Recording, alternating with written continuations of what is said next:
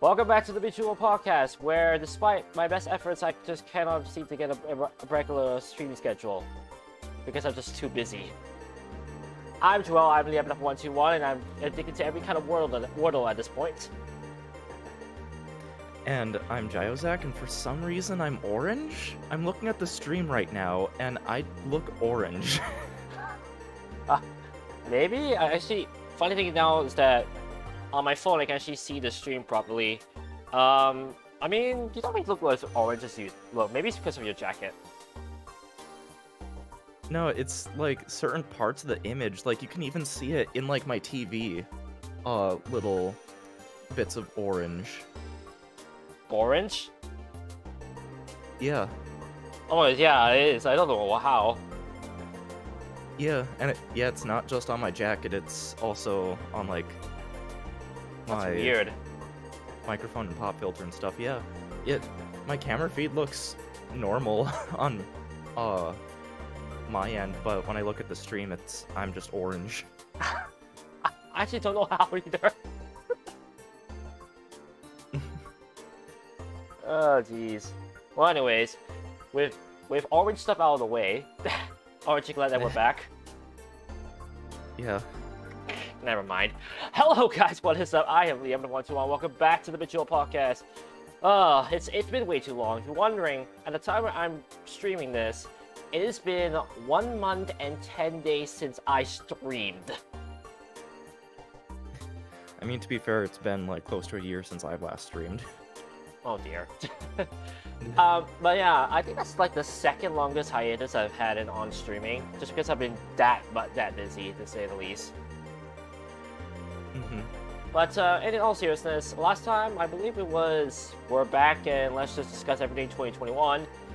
Today, it's the February 2022. Hopefully I didn't say too many 20s. Nintendo Direct that we'll be discussing about, plus some other weird stuff that we're probably gonna have to come up with. At least hopefully it's not as weird. But yeah, mostly Nintendo Direct discussions and all that good stuff. So enjoy the ride, to say the least. You guys are hyped for more Bejeweled podcasts nonetheless.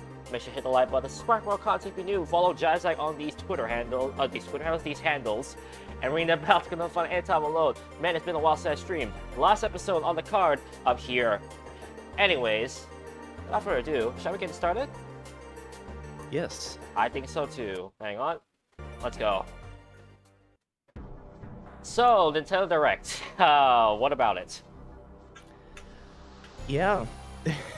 It probably, I think could we all agree, probably one of the best Directs? I mean, I would agree with you, yeah. In so many ways. Yeah, like, especially the first major announcement, I would say, being a new Mario Strikers. Like, who would have known that? Yeah. For context, for those who are not in the know, the last Mario Strikers game was Mario Strikers Charge in 2007. So it's been 15 years since then. Yep. And I think there was a soccer mode in the... I think it's Mario... Is it Mario Sports Superstars? It was like that compilation sports game on 3DS, but it wasn't like actual strikers, is my understanding, at least.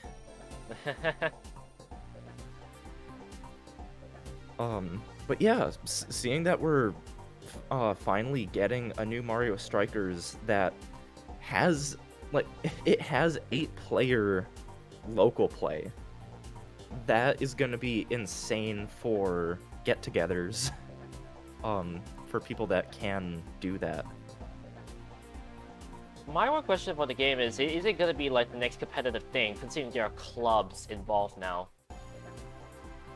Yeah, it really seems like that's what they're wanting the game to be, at least.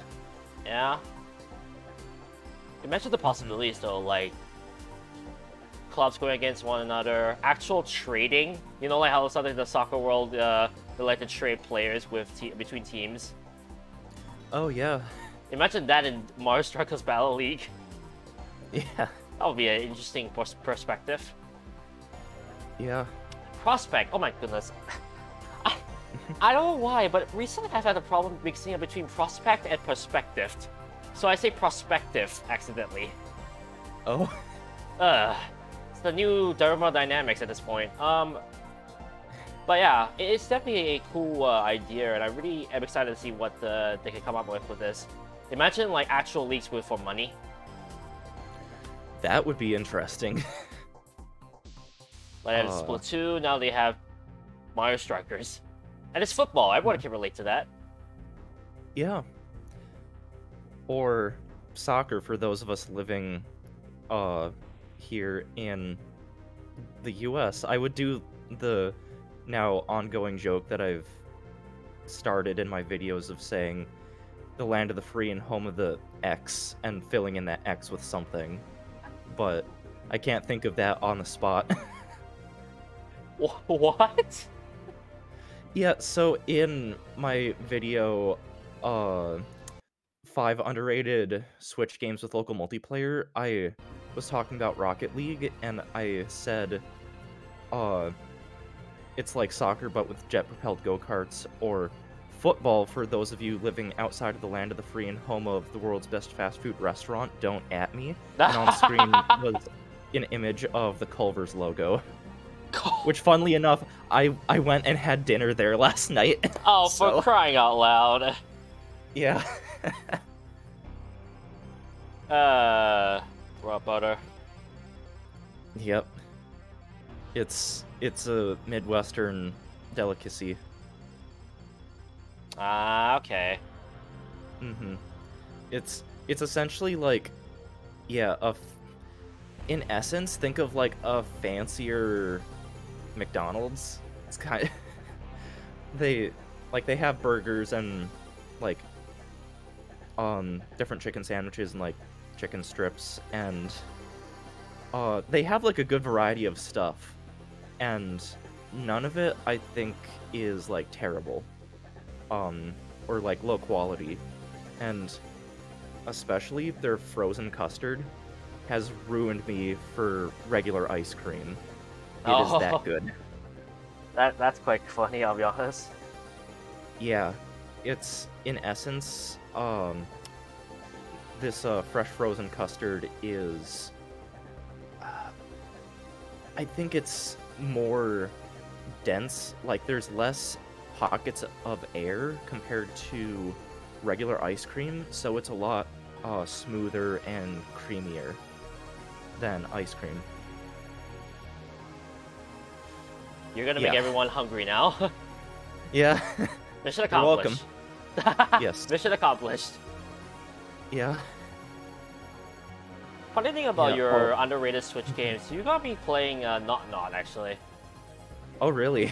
I actually been playing a lot of it. Nice. Nice. It was a game that I think I just bought on a whim years ago, and when I was scripting out the video, it's like, oh yeah, I have this. Is it good enough for me to put in the video?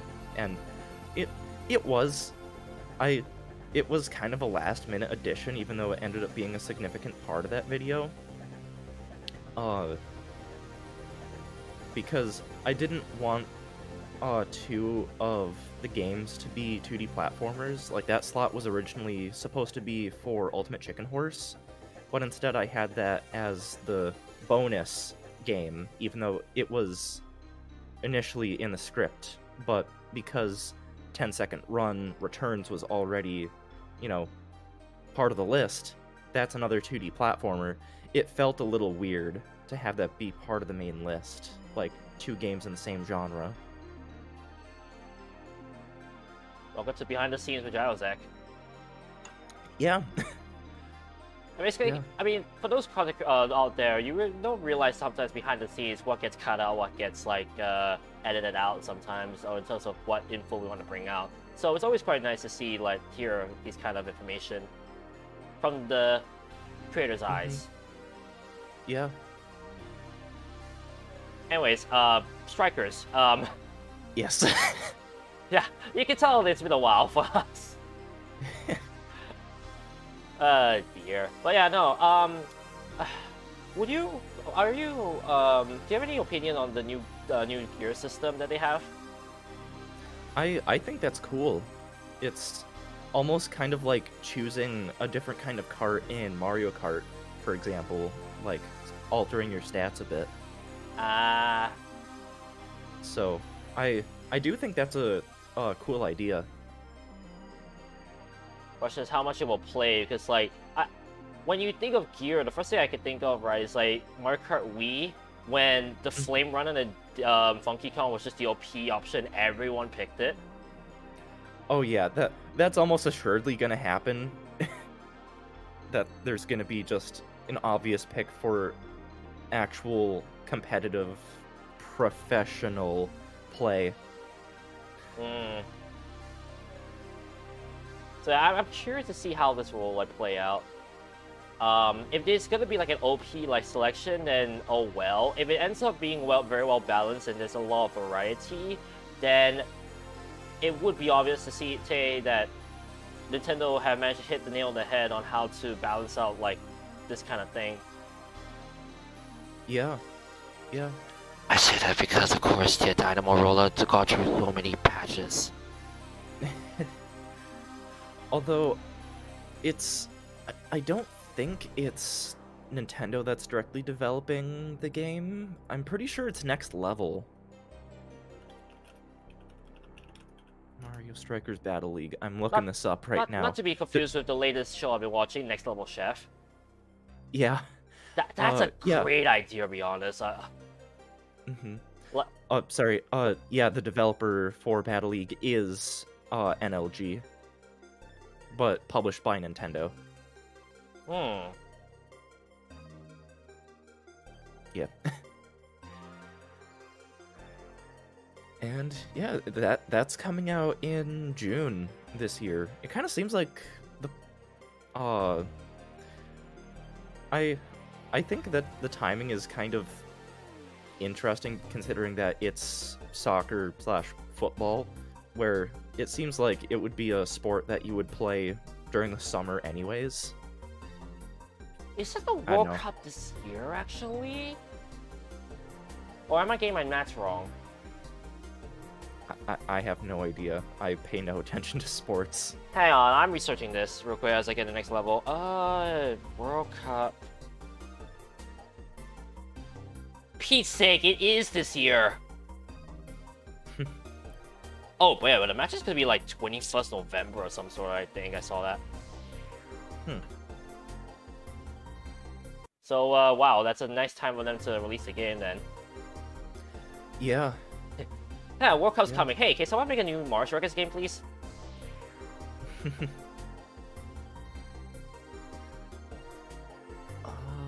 Let's see. I have a full list of all the announcements pulled up, just then I have the visual reference.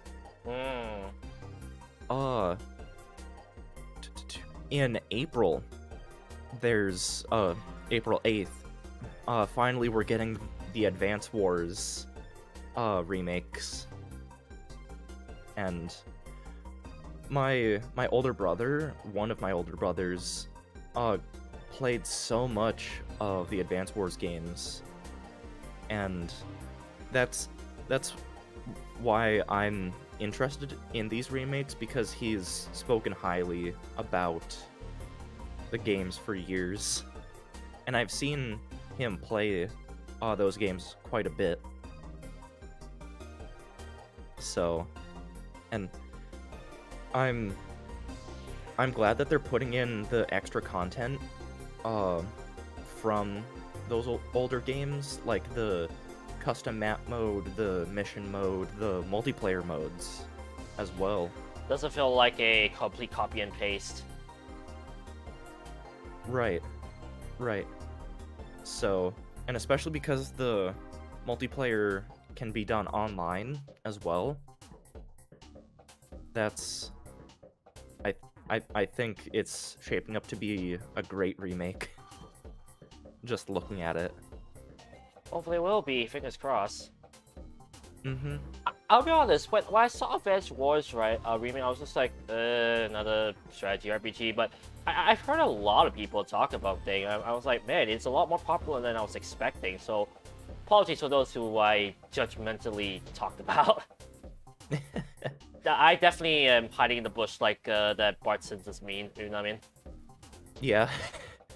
Yeah, Bart just slowly backing up into the bush to where he just gets more and more covered by the leaves. For those who don't know about it, I don't really have a way to show memes, so sorry. Yeah. That's Homer! Homer. I mean, Yeah. next, for my turn, I guess the next first thing I want to say is, oh my goodness, Wii Sports is now a sequel again. Yeah. Nintendo Switch Sports. Now, Yeah. I'll just start this out with saying I'm sad because the time when I fell ill to COVID was exactly the same week as when they did the free trial. Oh no. So yeah, I actually missed out on most of it. I was able to play most of the sessions, but did you know about the like stipulation that they put on the registration page for that? Not really. I mostly just saw like the thing was like, maybe I could sign up, but then again, it was just too late. It was so late for me to enter. So there's a stipulation on the pre-registration page that I'm just seeing if I can pull this up right now. I don't think I can. Yeah, it's not up. But there was a really weird stipulation that you can't discuss the specifics of this playtest on social media. What? Yet people have been doing it, That's... and no one's gotten in trouble. Oh, of it. Yeah. Were the reviews like good or were they mixed? So other than some like connection issues during like the first couple minutes of the first session, my experience at least was great.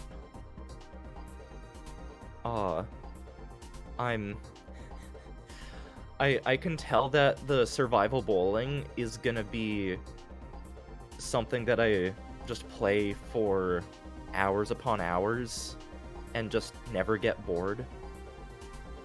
And because every time I went to queue up, the playtest only let you play, go into random lobbies, and you'd either be put into a bowling lobby, tennis lobby, or chambara lobby, which is sword fighting. Yeah. And every time I was just like, put me in bowling. Because that's the only thing you wanted to play at the time. Yes. Yes. And you can tell when you get put in a bowling lobby because 15 other people will be in your lobby because you're playing against 15 other people at most. Essentially, you play 3 frames in each round, and the players that score below average get knocked out. Below average, considering the scores of the whole lobby. That's a nice idea. Yeah. I was honestly thinking, like, when they say survival, the first thing I thought of was, like, for those who actually follow the Professional Bowlers Association, they did something called the PBA Clash. And the idea was that every professional bowlers were bowling then. I think the first round was a 10 frame, so 3, like, they bowled a 10 frame. And the person with the lowest score gets eliminated. Then afterwards, every round after, until the last one, was a case of you bowl once, lowest score loses. Until the last one where only 2 people remain, then they bowl an entire game to see who wins. Interesting. So it kind of reminds me of that, although it's slightly different where there's a lot of people and if you're below average then you get knocked out. I assume the last tally, if you make it all the way, is Final 4? So, the format is like, round 1 is the first 3 frames, round 2 is the second 3 frames, round 3 is the third 3 frames, and the final round is the 10th frame, and whoever has the highest score after the 10th frame wins. When you say above average, does it mean like they split between 8 and 8? Yeah. Okay, so that means you are down to the final 2 in the 10th frame. Yeah. That's quite brutal, honestly. That's quite a brutal format now that I think about it. Yeah, unless there's a lot of people in those top couple spots that have the exact same score, and because that can happen, and those people, regardless of how many there are, if there's, let's say, one person in first place and like 10 in second place, those people in second place will still be brought to the second round, even though there's still that many players, if that makes sense. At least it's slightly, at least it makes it somewhat fair. I'm really overall curious to see how it will play out in the end. Yeah. I'm excited that, I'm glad at least that the game is $40 and not $60 like a lot of other Switch games. Really?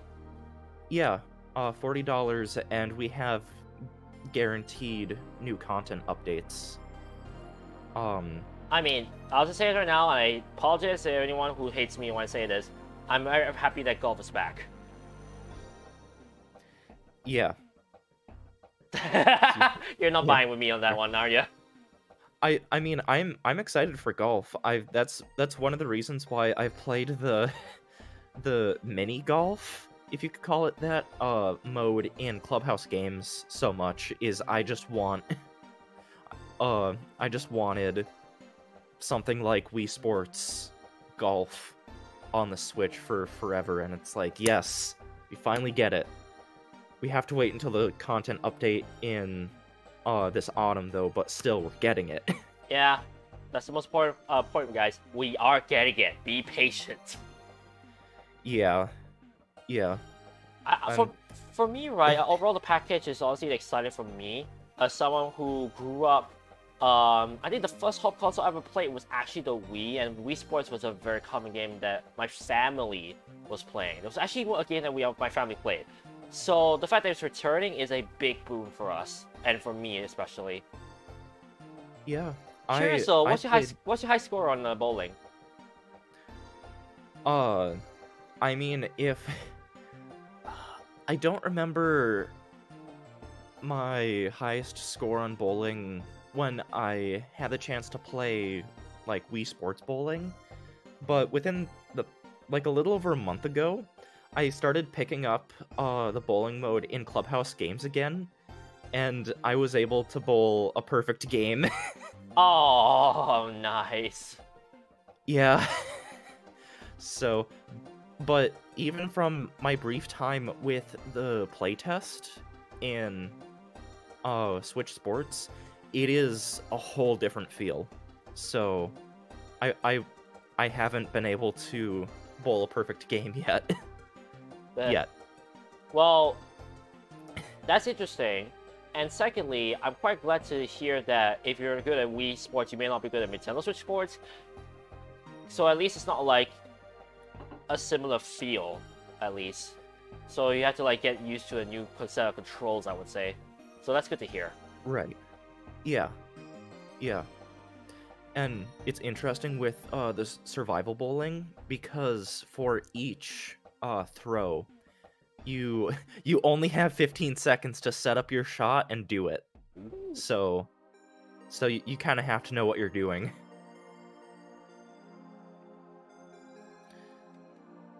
I mean, it's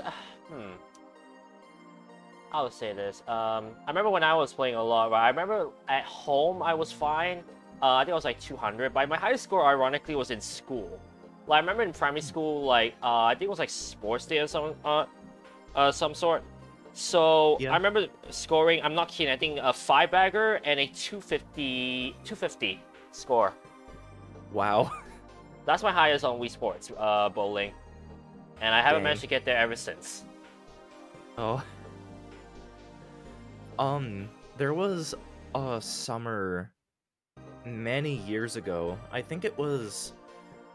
Yeah, it was between me being in 4th grade and 5th grade, where the girlfriend of one of my brothers let our family borrow their Wii for the summer because they just were not using it.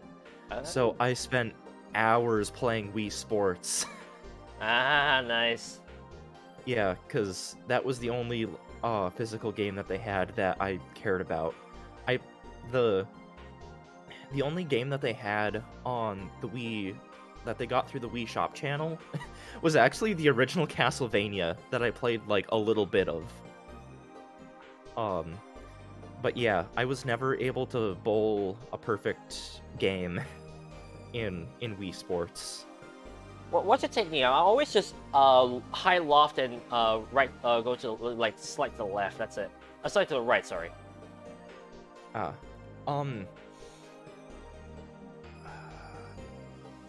don't know what the technique is, but at least my technique for when I did play Wii Sports back in the day was just wide stance and do like the granny shot where I try to keep the Wii remote as even as possible and try to just fling it as straight as I could.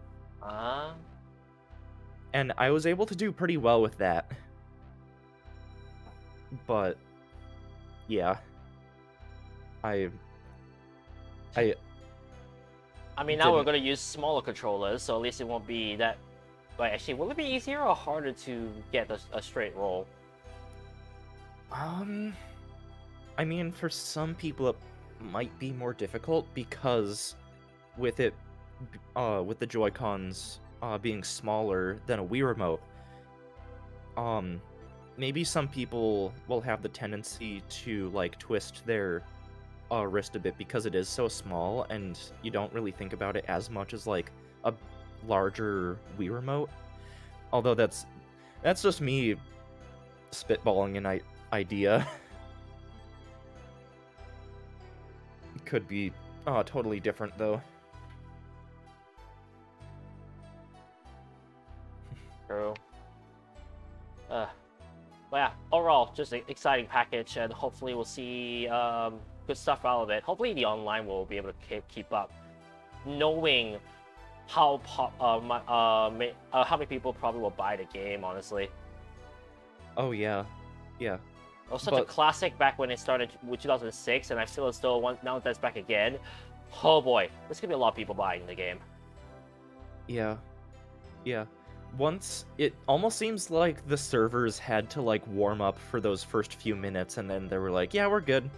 And it just worked, so it should be fine. At least they know their traffic, so that they can tweak a few things on their own while the downtime, so that once it gets launched, everyone's gonna have like a very good playing experience. Exactly, like, yeah. Like, a good example I can think of that, which is kind of somewhat negative, apologize for that, Final Fantasy 14. When they first made, like, now that they've done a lot of, like, online updates, right? I think recently the latest one, Endwalker, a lot of people were just in the queue. It was to the point where people were waiting on, I think, almost 10,000 people to finish up what they want to do in the game before they could enter the game. Have you heard of the critically acclaimed MMORPG Final Fantasy XIV with an expanded free trial? You can play through the entirety of A Realm Reborn and the award-winning Havensward expansion up to level 60 for free with no restrictions on playtime. I remembered that there was someone who posted that copy pasta in a server that I'm in, so it's like, pull this up. So I was reading off the script. I'm pretty sure that's the game that's from, or am I completely off base? It's confirmed. This podcast is scripted.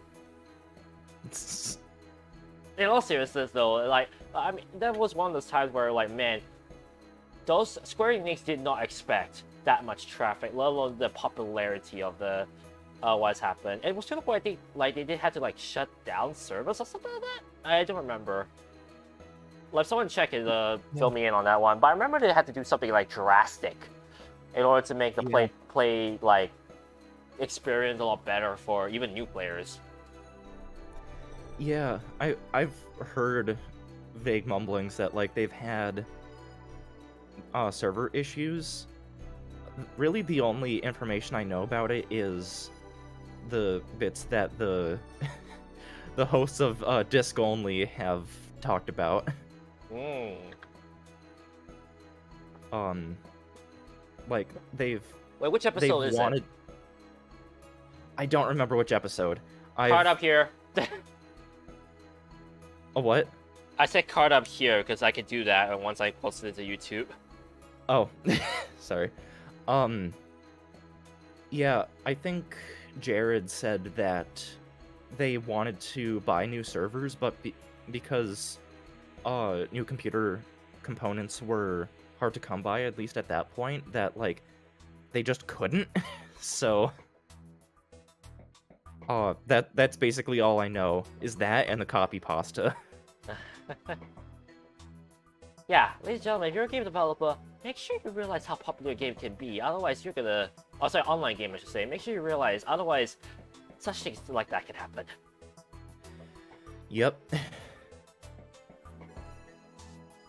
Alright, next on, well, I mean, your turn, Jazz. Like, anything you want to bring up from the direct this time?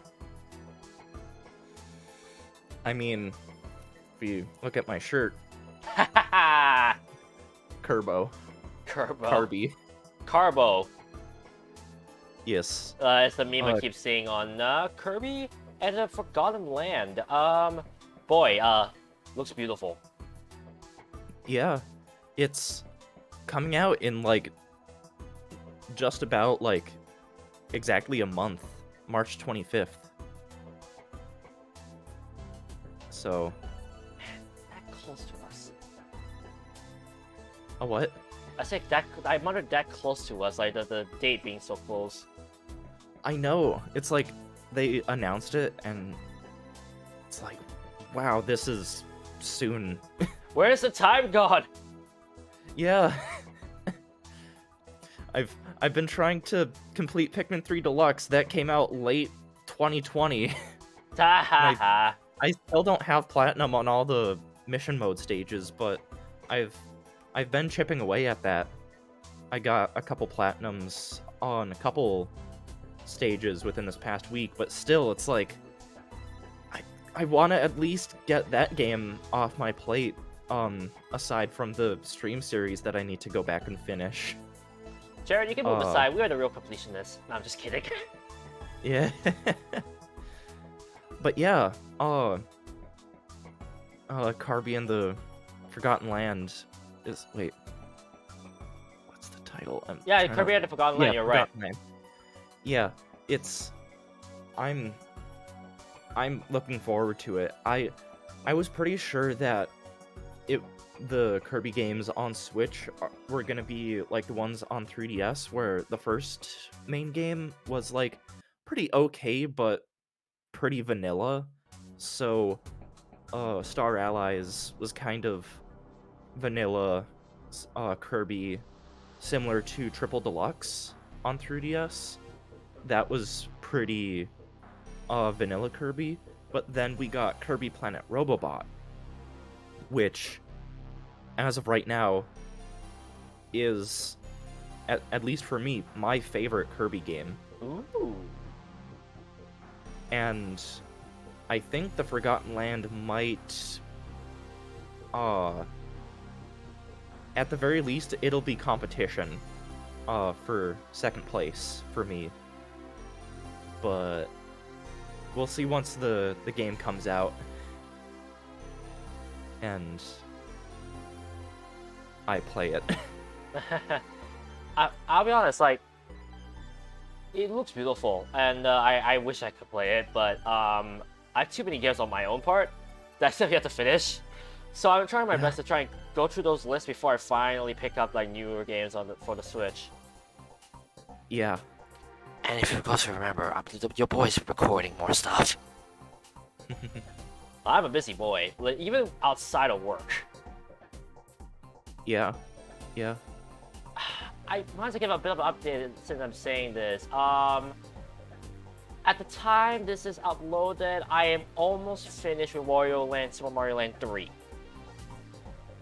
Nice. And then I'll probably I'm taking probably a bit of a break, and then afterwards, around the end of March, I'll be posting an update on not only some stuff I want to talk about, but also on my new Let's Plays as well. Nice. So yeah, lots of new stuff coming up for those watching. Again, if you want to check out my YouTube, I have tons of stuff already posted there and am posting, so you should check it out. Nice. But yeah, what really is funny sometimes is seeing, like, I remember, okay, this is a little bit spoilerish, and I apologize to TRG if I'm not supposed to say this. They actually posted up a Family Feud, like, survey, because they're going to do Family Feud again. And one of the questions was, what is the one thing that you do not want Kirby to use mouthful mode on? Yeah. I answered, I think it was a garbage can, because I can't think of it like just shooting garbage and disgusting stuff everywhere to the enemies. Yeah. You wanna know what I put? Music player? So, because I know that it's gonna be streamed on John's channel, I leaned into kind of the obvious meme of Rosa John. Oh! So that's the joke answer I keep hearing about. Probably. I saw someone on Twitter said, like, oh, I did the survey, but I also, like, did a joke on one of the answers. I was like, huh? Now that you say that, I mean, if any, like, actual members of TRG are listening, first of all, hi. Second of all, why? Hi. So that's why I'm like, yeah, we can comfortably talk about the answers that we put. Someone would have screamed penis. Oh my goodness. Patrick said, if I have $1 for every time I see a meme of Kirby car, I would have enough to give 10 gift to subs. Yeah. That's actually very true. Yeah. Oh, brother. Yeah. If I was given $1 for every meme of Car Kirby, I would be able to buy more coffee. Ah, yeah, coffee! Man, it's funny now being in 2020s, because now, like, all these YouTube channels that you have heard of, all of a sudden see, like, 10-year anniversaries of certain things. Like, right now, I think I'm not mistaken, in a few days' time, it's the 10th anniversary of TRG's Let's Play on Mario Party 2. Yeah. Their 4th Let's Play. Think about that. Mm-hmm. But yeah, back to the matter at hand, though. It's just funny to see all the memes about Kirby, well, swallowing things. Yeah. Well, what else could they come up with Kirby, though? Like, that might be like almost like the last straw, I feel like. But then again, it's Nintendo. They can make up anything. Right. It's kind of like similar to the capture mechanic from Super Mario Odyssey. It's like, this seems as if it's the end game for ideas. Mario power-ups, yeah. But they probably have loads more ideas just in the works, but they just haven't put them in any games. Let's see. Now that we brought up TRG, oh my gosh. Okay. This October is the 10-year anniversary of their Little Big Planet Let's Play, which is one of my personal favorite projects that they ever have done, just because of how chaotic it was. Did they really post 4 Let's Plays in 2012? Wow. Maybe. Because I remember Little Big Planet was Let's Play number 7. Alongside Wii Party, well, the aforementioned Mario Party 2, Sorry. and now I'm just trying to think of what their 5th Let's Play was. So I have their playlists pulled up on YouTube. Officially, their Little Big Planet series is actually number 6. Oh. Wii Party is number 7. Number 5 is Kirby's Return to Dreamland. My Speaking of goodness, how could Kirby. I forget that? That was one of my favorites. Yeah. Yeah. But yeah, no, So, it's just crazy to think that we're that kind of era, ladies and gentlemen. yeah. Like, that channel started... Oh, geez. Let me pull up their first... Oh. They started when I was in 5th grade. They started when I was in primary 5. Wait, no, primary 5, excuse me. Secondary 1. Mm. But those equivalents, 7th grade. Yeah. Yeah. And that, I think later that summer is when Versus started. And the old Versus stuff is something that a kid fresh out of 5th grade going into 6th grade probably shouldn't have heard, but oh well, too late. What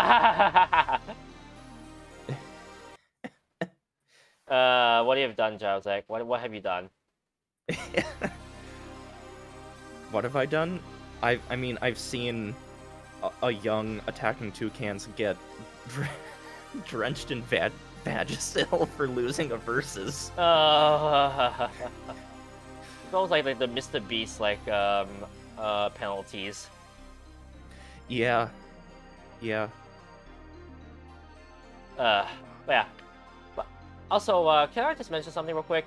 Oh my goodness, the new creatures in Kirby, the new Kirby game looks so cute. Yeah, especially like in that initial. I would buy 3 plushies, please. Yes. Yes. Oh, especially with the little attention to detail, with like the little flopping of their ears when one of those like weird dog cat hybrid things in that first cutscene like pops up. It's like, oh my gosh, I want all of the plushies. Pinch cheek. Anyways, but yeah, I can't wait to see what will happen. And it's interesting though, like a story, a story like revolving around like Waddle Dee getting kidnapped. Yeah. This is your punishment, ladies and gentlemen, for thinking Waddle Dee will be in Smash. Yeah. Anyways, I think I just triggered like 5 or 6 people now. But yeah. I mean, we're done with Smash DLC for Ultimate, so yeah, it's not going to be for years. Man, will they ever post a second Smash game on the same console though? That's the question. I don't think so. It's probably whatever the next generation of Switch is going to be, or next generation of Nintendo system, if they don't call it the Switch. But here's the problem. It's called Smash Ultimate. We know Ultimate is like the idea of like the final thing. So is this really the end for Sakurai? I mean, it could be. I've heard thoughts going around that maybe whatever the next Smash Brothers game, it's gonna be just like a hard series reboot. But who knows? It could go either way. Either enhanced port of Ultimate with all the DLC, or reboot with like maybe the original 12 characters. Maybe. With completely refreshed movesets. Who knows? I mean, they could just port it into N64 Online, right? The original? Yeah. Yeah. I mean, they brought it to Wii and Wii U Virtual Console, I'm pretty sure, so yeah, why not? Maybe he's finally getting some showtime after a long while. Yeah.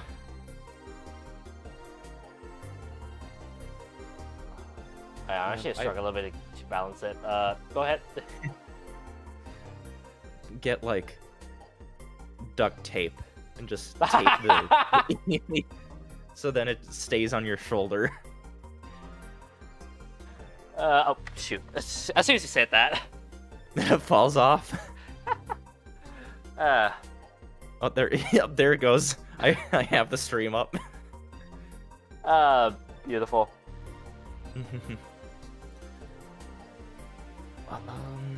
But yeah, we'll see. Well, I mean, I can't wait to see what the game is all about. Definitely looks cute. Yeah. As is every other Kirby game, but you get what we're talking about. Yeah, I'm especially interested to see what the side modes are gonna be like, because oftentimes that's where a significant part of the content in a Kirby game is. So, I'm interested to see what all they're doing for that, if at all. Yeah. Hopefully it's not. Hopefully it won't be too much of a copy and paste of other Kirby games. Yeah. But you never know with Nintendo. Again, it's like that's like a common theme all of a sudden. Yep. Yep. Like, for example, the Portal games are coming to Switch. Oh yeah. I mean, that's quite hype. Yeah. Although especially interesting because the Steam Deck is out now for the people that pre-ordered it initially, at least. That is true. But I'm in the camp that I don't think the Steam Deck is gonna be a Switch killer.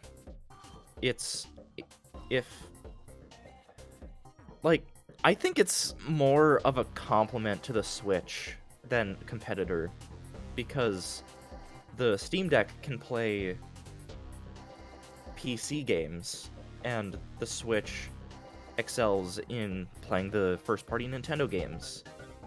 So, if you have both, throw them both in cases, throw them both into a backpack, and you can play many lifetimes worth of games anywhere. That's why you're gonna be putting your survival kit. Yes. I mean, I haven't directly shown this, but I did actually get a new Switch case in the mail. It's the PDP commuter case. It can hold here the Switch, 2 extra Joy-Con in the straps that you can't really see. Up here a Joy-Con grip or a Pro controller, and in here I have my portable dock. So I have like a full setup to play on like a TV just easily anywhere. And because I imagine the portable dock I have is the Genki Covert dock, I imagine that would work with the Steam Deck, because the deck is pretty lenient with USB-C hubs. So yeah, I throw this in my backpack. The Steam Deck already comes with a case, so I throw that in my backpack, and I would be set for anywhere that I go.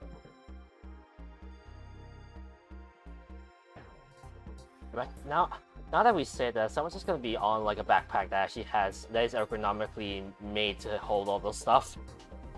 Yeah. Yeah. Oh yeah. And I can just imagine that now.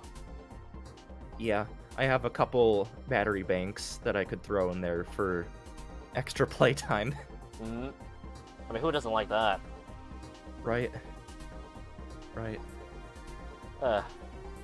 Anyways, I mean, besides Portal, what else? I mean, some other minor stuff. I mean, two Japanese, actually no, two Japanese games finally coming to Switch. Live Alive. Yeah. Yep. That I know nothing about. And then, of course, the big one, Earthbound and Earthbound Beginnings, aka Mother 1. Yeah. I think that's the one that everyone was hoping for, and finally it's a thing. Oh, where was it? Shoot. I'm not the biggest RPG guy. But there was also another pretty big announcement, is the Chrono Cross, the Radical Dreamers edition. Where we're actually getting an official re-release of Radical Dreamers. And again, all I know is that that was only available on the Satellaview, and it has never been re-released. Interesting. Yeah. Where's Chrono Trigger though? Yeah.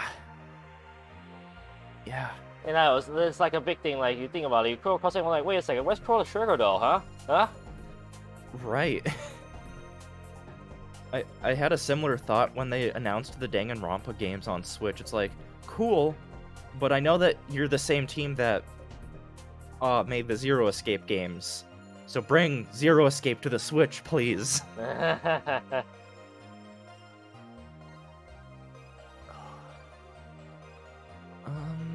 What else? I mean,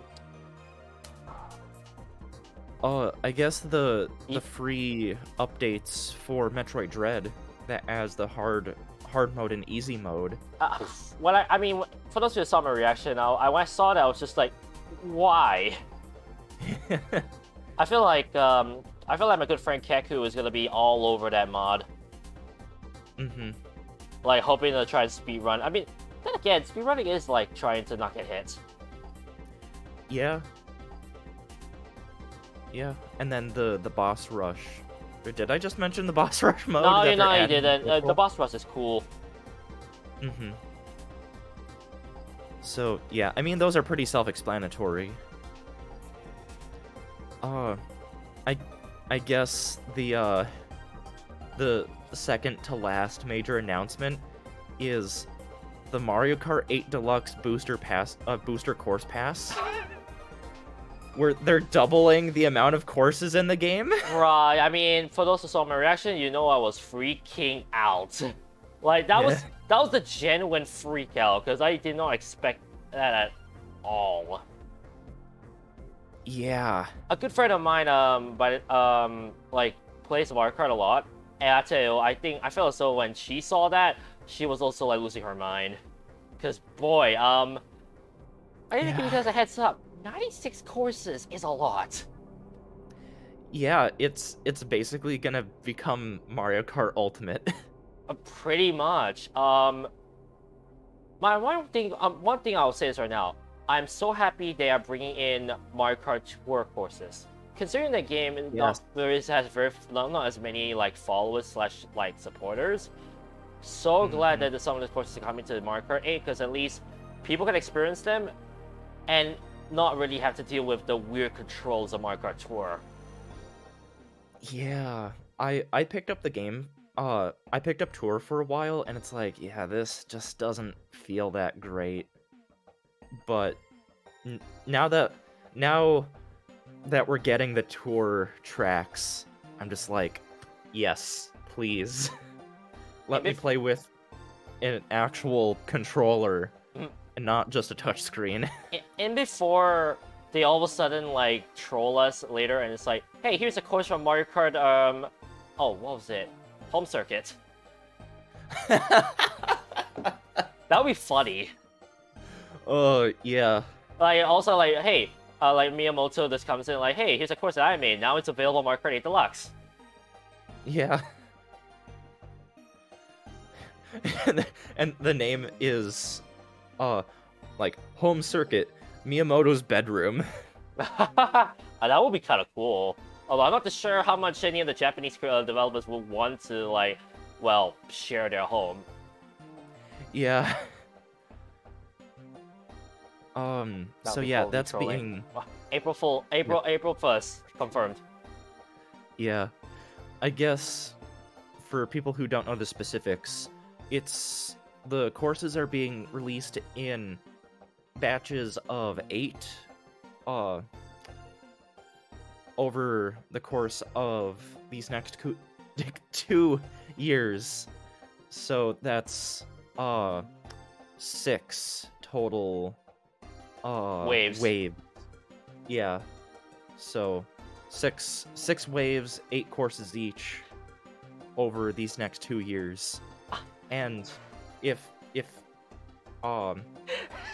you can either buy the pass outright for $25, or if you're part of or if you have the expansion pack, You just get the courses as part of the expansion pack. For free! Yep. So technically, because I don't own Mario Kart 8 Deluxe, technically I could buy 96 courses for pretty good price. Yeah. Yeah. But you know, it's still insane to see that number. It's just like, what?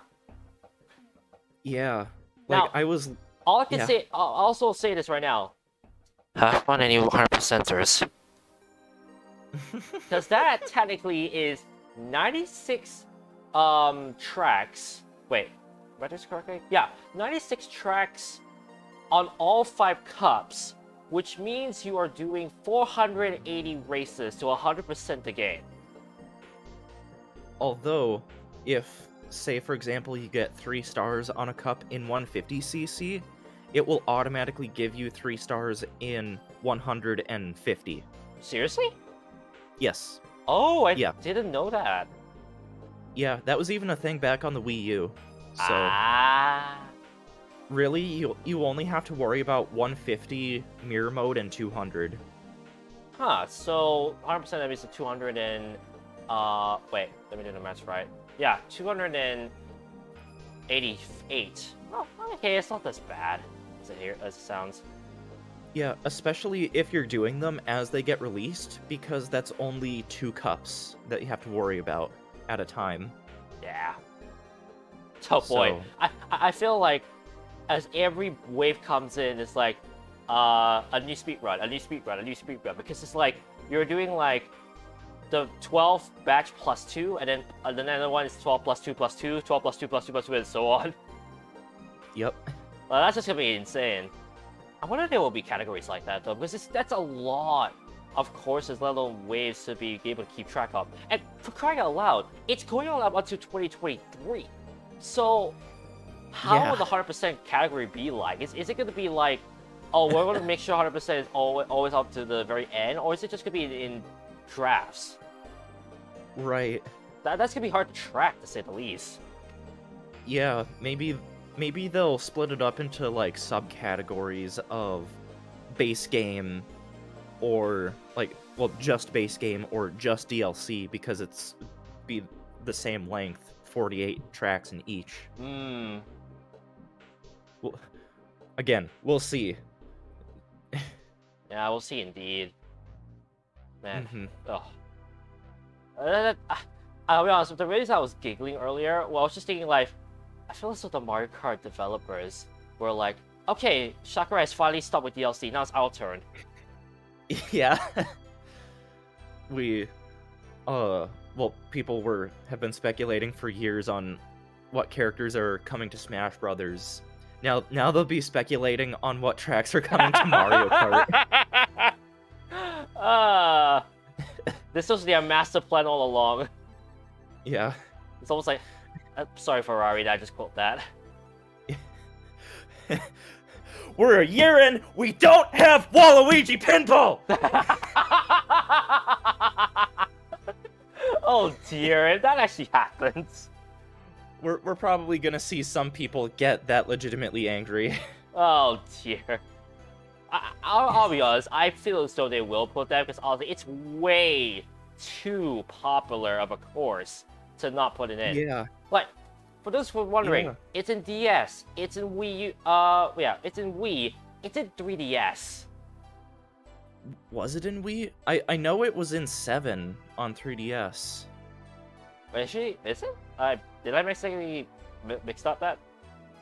Waluigi pinball. I'm Bop, looking bop, this bop, bop, up. bop. Mario Kart Wiki. It was in DS, 7, and Tour. Ah, Tour, yeah. Yeah. Yeah, I said, way too popular for it to not be on there. If it's not on there, I think people will riot. Holy crap. The screenshot from Tour actually looks pretty sick. Let me copy image. I'll send it to One you. of the courses has a lot of showtime. Mm-hmm. I mean, Coconut Mall. Wait, no, that's only twice. Because Wii and soon to be a deluxe. Yeah. Moon Meadows? No. Meadows. SNES. Oh no, wait. Let me go back to the NES courses. NES Mario. I see. Let me pass it. NES Mario Circuit 3.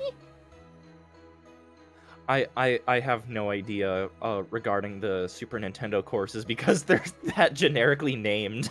I mean, I feel as though that's the one, because I remember it was in 8 Deluxe. I definitely know it's in Super Circuit, because they brought back every single NES course on that one.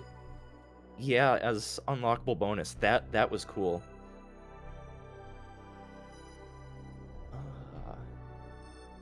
Yeah, I love Mario Kart, but I have no idea what later games the retro courses made appearances in. I've been meaning to at least play through all of the courses in Mario Kart Wii, because I have a way of playing that game actually with an original Wii remote and nunchuck.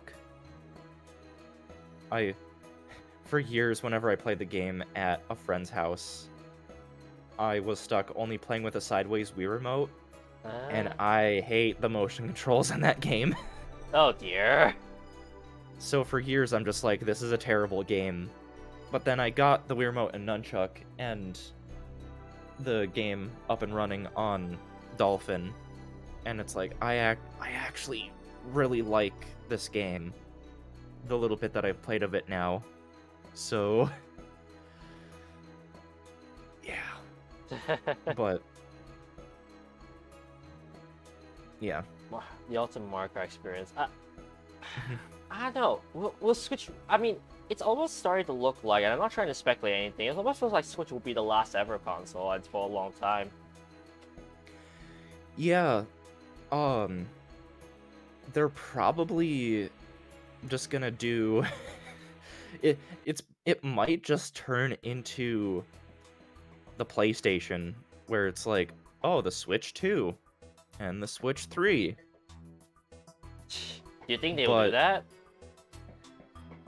They might do it in concept, but they might have it have a different name. I mean, here's the thing, I'll just say that right now, Zach. The Nintendo does it in a very awkward way, because instead of 1, 2, 3, 4, 5, they did it 1, 3, 2. In what?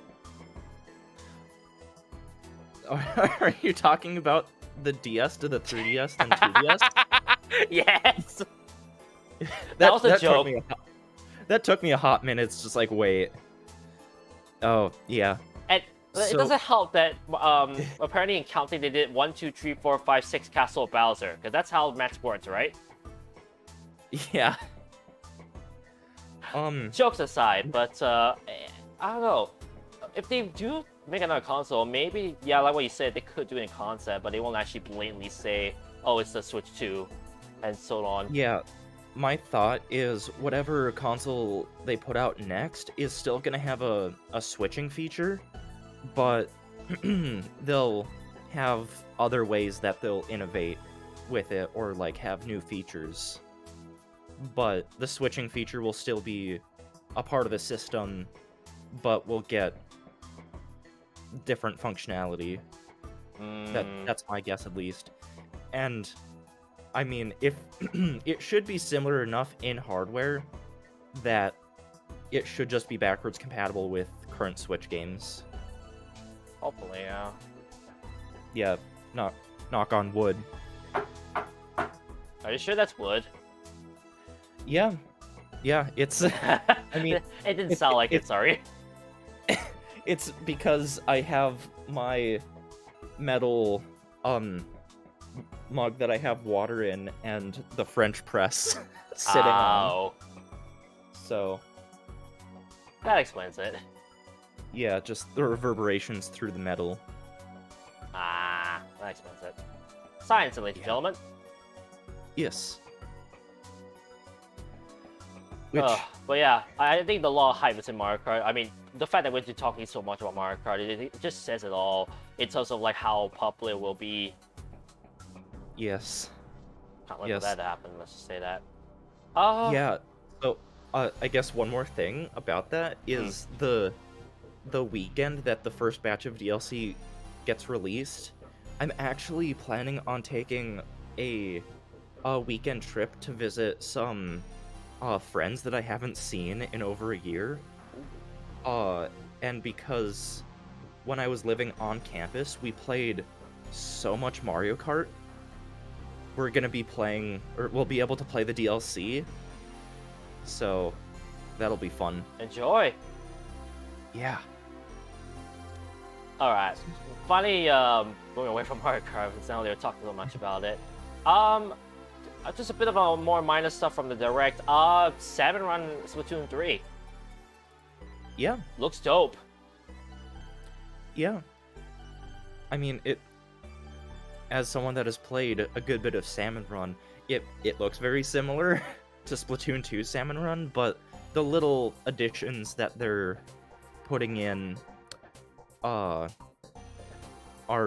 interesting, like being able to throw the salmon eggs to teammates Yeah. is it looks like that will come into it'll be useful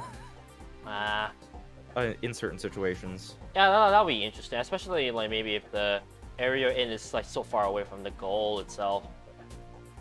Yeah. I'm curious to see how that plays out, like especially with all the enemies and that very giant big maw creature. Yeah.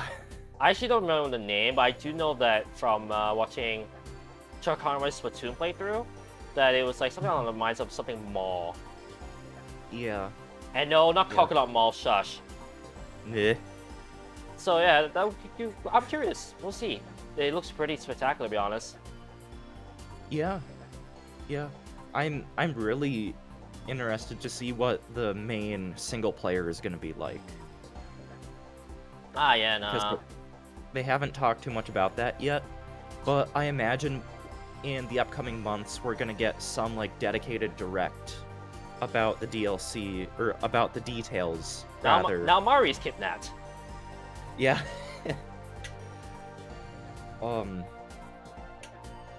Well, in Splatoon 2 we had Pearl and Marina, so it'll probably be something relating to them, maybe. Well, no, the final Splatfest was Chaos versus Order, and Chaos won. So that's why the one or two shots that we've seen of the single player have been in a post-apocalyptic sort of environment.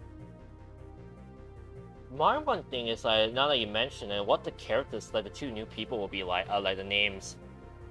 Yeah. Will they just, well, then again, this is post-apocalyptic, wait, no, how to say this? This is like after or before Splatoon 2 in terms of timeline.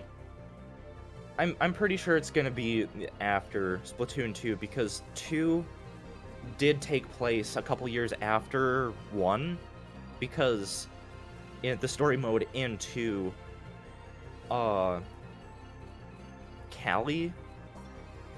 got kidnapped, and you had to rescue her, and so yeah, so I'm quite sure that they take place in actual chronological order, if memory serves correct. So yeah, I'm just thinking like, could they possibly bring that Pearl Marina, or will they actually have new characters? I mean, I could see them reappearing in the single-player mode, but for the main, as like the main announcers, if you want to call them that, I'm pretty sure we'll see a new duo. Yeah, I was just thinking like maybe what the character names would be like. Yeah. Now my mind is just going back to Oceana. Oh. I don't know. That's the first name that I could think of.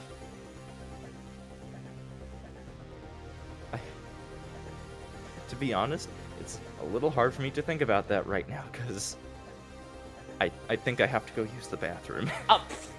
I mean, go ahead. Yeah. Yeah.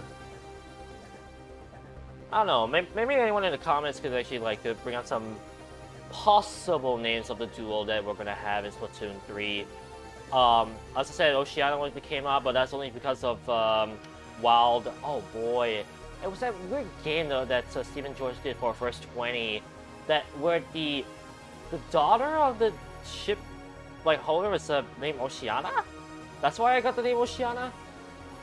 If anyone gets my drift, no pun intended. Oh,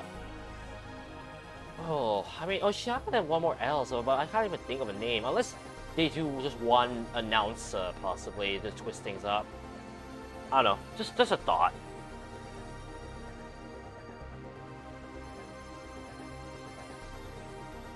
But Nintendo Direct just got so much to talk about. Like the fact that we're 1 hour 17 in and we're still talking about Nintendo Direct just shows how much good stuff is in store for us in the coming months and years, so to speak.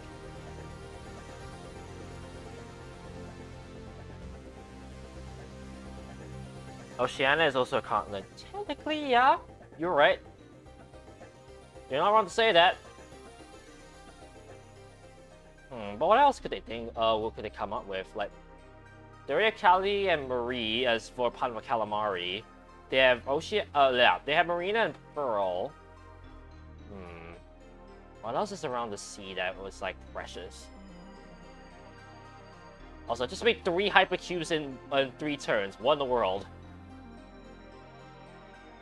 Rarely you'd see that.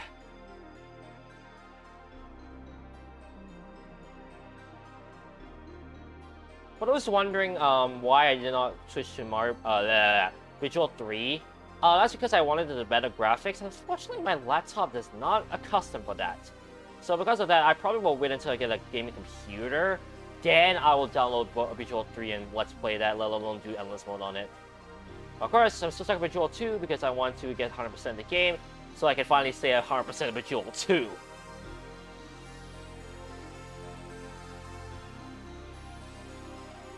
So yeah, a bit of an update. Besides updates, I guess I can say this. Ushi and Ana...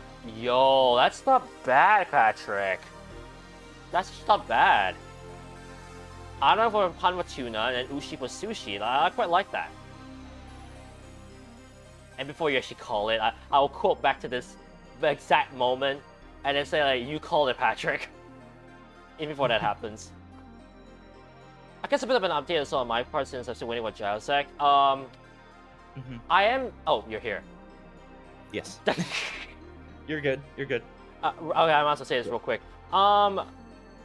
With Wario Land, Super Mario Land 3 Let's Play almost coming to an end, I'll just say this right now. Expect big things for the week of Mario. And by that I mean the week of March 10th. Because I do have a 3-day... well, quote-unquote marathon I plan to do in terms of, like, streaming, like, back-to-back days. Because I have some stuff I want to do, inclusive of a certain, ROM that a good friend of mine passed to me. Ah. But, yeah. That's something from that, though. I guess I could just mention, well, a thing that is not as hyped to me as is for others. Xenoblade 3. Like, oh boy, can't believe they made another Xenoblade. And ironically, a few weeks after Mr. Chucker Conroy finally finished Xenoblade 2. Yeah, it's like, they don't want that man to rest. Play out games! He's never gonna rest, honestly, at this point. Well, I mean, he has from now until the game comes out in September? Yeah. Yep, September. That he's on summer break. I mean, summer break and TRG Colo break. Yeah, because that's happening at this point. 11, 12, in about 2.5 hours. Make sure to catch them. I was just saying right now, I'm promoting them right now. TRG can be a sponsor. No, I'm joking. I really like the Colos. And honestly, to think that it's on their 5th year. Yeah. Oof. Yeah. And it's especially exciting because they're kind of doing it back in person again, if you've heard the details. Sort of, yeah. Yeah, so Wait, just to confirm, have they managed to raise $1 million for direct relief now? they're close. They're, I think once they raise 50 grand, this weekend, they will have hit $1 million. Oh I'm pretty my sure. goodness. I guarantee they'll talk about those sorts of metrics, when it comes up this weekend. But I'm pretty sure I heard that from when I was watching a VOD of one of John's recent streams. I guess so. I might as well So- give the plug as well for those who want to donate. Mario.gives, I believe, is their link. Will allow you to get to the site to donate the amount of money and also send a message to them.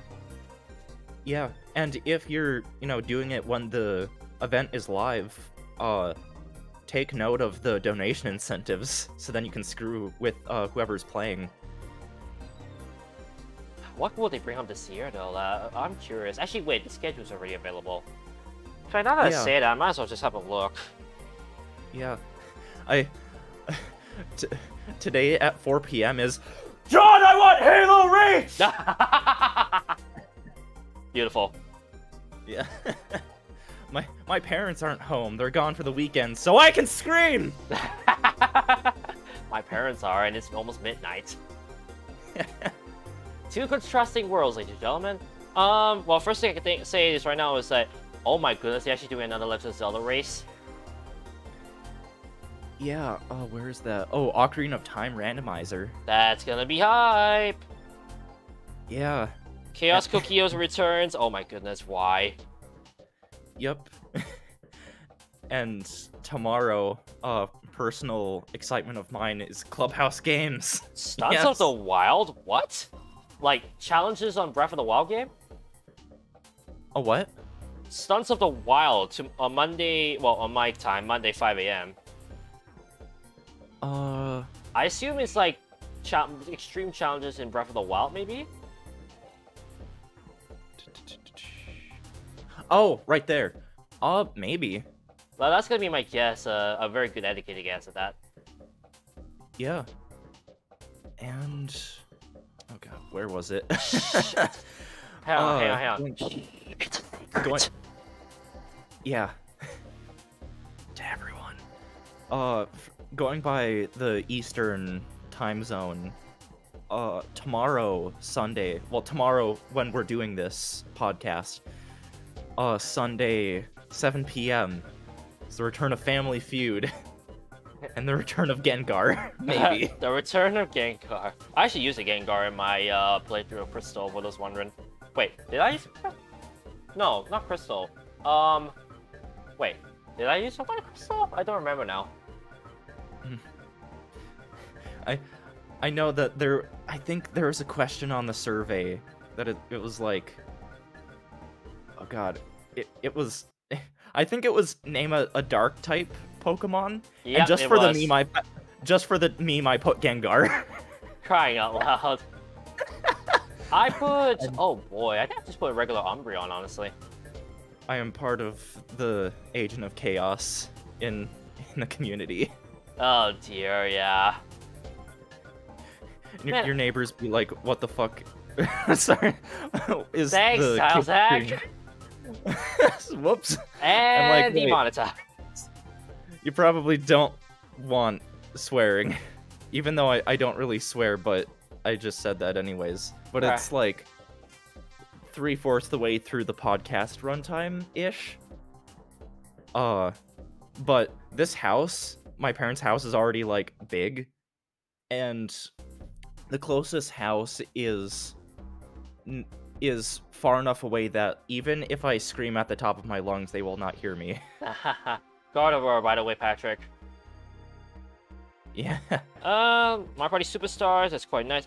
Oh boy, that's 3 hours. How are we gonna do that, though? I'm curious. It's probably gonna be a 30-turn game, is my guess. Wait, Mario Party Superstars? Yeah. Yeah, you can do a 30-turn game. Either that or, like, Oh multiple... my goodness, I'm an idiot. What? I definitely said Mario Party Superstars. I thought that said Mario, like, 3D All-Stars. Oh! I'm an idiot. But yeah, my guess is that they'll probably either do a full 30-turn game, or because the game has online mode, or online play, they might do a couple 10-turn games, like 3 10-turn games, and rotate people out. Because the way that they're doing the event is different parts of the overall TRG group are meeting in certain parts of the US, and then there's John and Reese up in Canada. So it'll probably be like people from the South Carolina house, people from the California house, people up in the Washington State house, which is probably just gonna be Josh and Brooke, and then Canada, which is John and Reese. Like, they could do that, but who knows? Yeah, who knows indeed.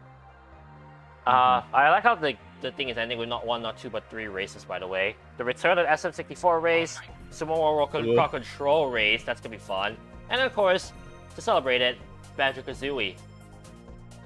Yeah. I wonder, now that we have N64 online, if they're gonna be playing the NSO version of Banjo-Kazooie.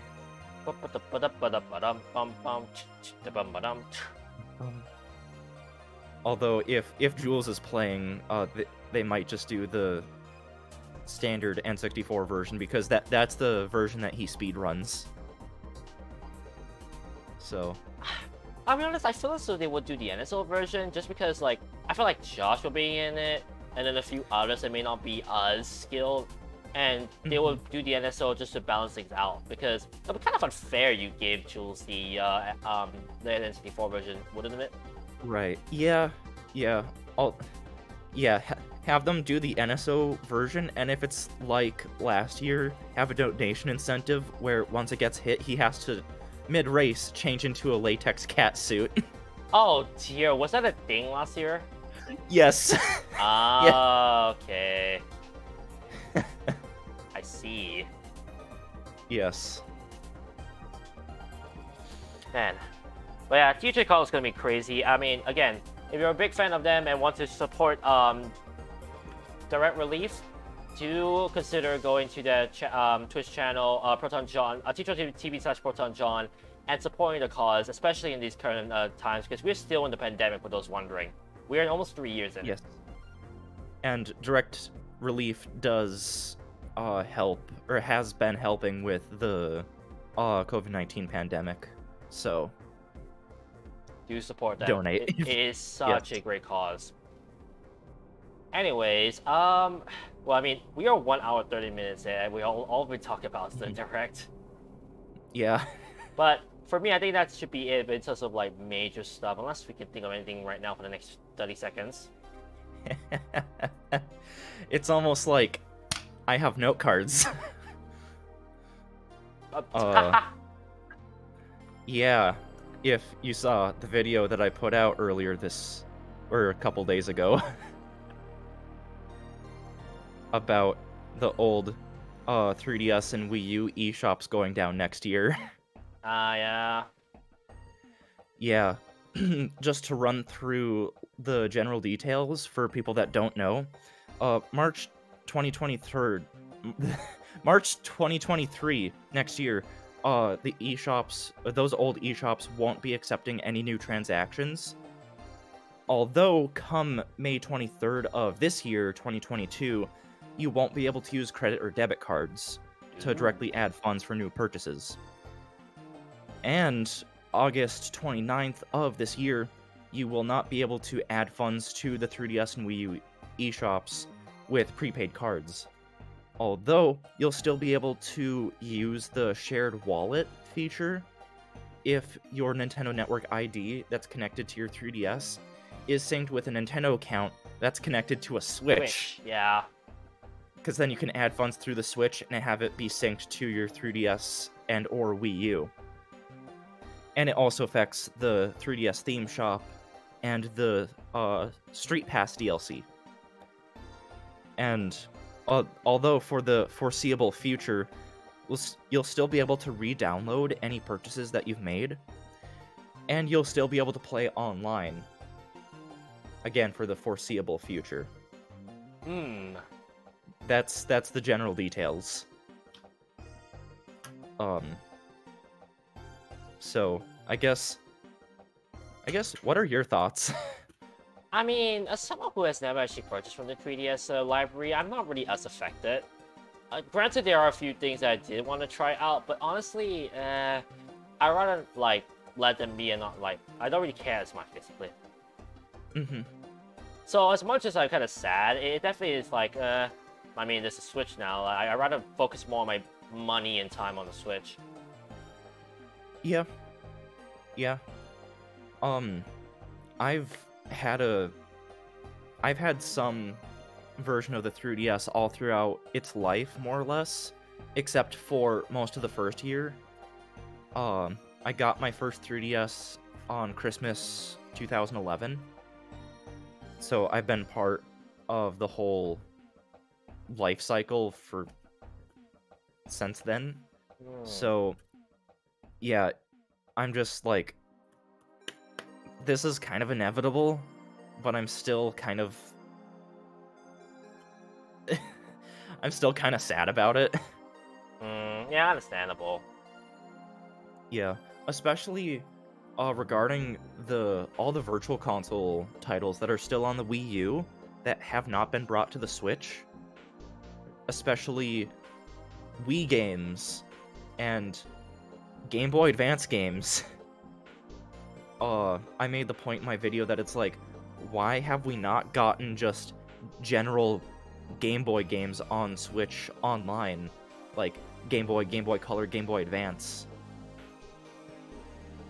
It seems like something that wouldn't take too much development time.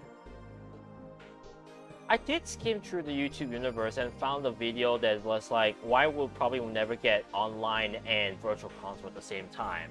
But I never actually looked at it, but it was more so a video I noticed while I was looking through it. Yeah, like, Nintendo has been doing the Switch Online service because even though, like, hardcore Nintendo fans prefer the Virtual Console, they only ever bought the actual first-party Nintendo games from the Virtual Console. And with the Switch Online, you're paying that monthly or yearly fee, and you're getting access to a larger variety of games than most people would even think of buying. So, because of that, Nintendo can get in touch with more developers to get their games added to Switch Online, so that's why we have Sega Genesis. I still can't believe that's a thing, honestly. Yeah. I do like the way that they're doing Switch Online in concept. It's just been a bit rocky, and I think they need to add more systems for more people to be okay with it. But at this point, it's just like, yeah, I'll take what we get from Switch Online. Because I know if there is a game, a retro game like that I want to play that isn't on Switch Online, emulation. So, Kinda disagree with that, sadly. Yeah. Although, kind of related to that, in my video, I talked about my general game plan for how I'm approaching the old eShop closures. I'm mainly focusing on getting games on the 3DS that I don't necessarily see them bringing to Switch, at least anytime soon. Like Kid Icarus Uprising, Metroid Samus Returns, Link Between Worlds, Detective Pikachu, the first game. Stuff like that I don't see them bringing to Switch. Like, I would love to see an HD remake of Kid Icarus Uprising, but I don't know how likely that's gonna be. To think that's been like almost 10 years since that game came out. Yeah. Wow. Yeah. And then I also talked about my game plan from the hardware side. Even though the 3DS natively supports up to 32GB SD cards, and that's what I have in my 3DS, if you get a larger card and format it into FAT32 format, it will work on the 3DS just fine.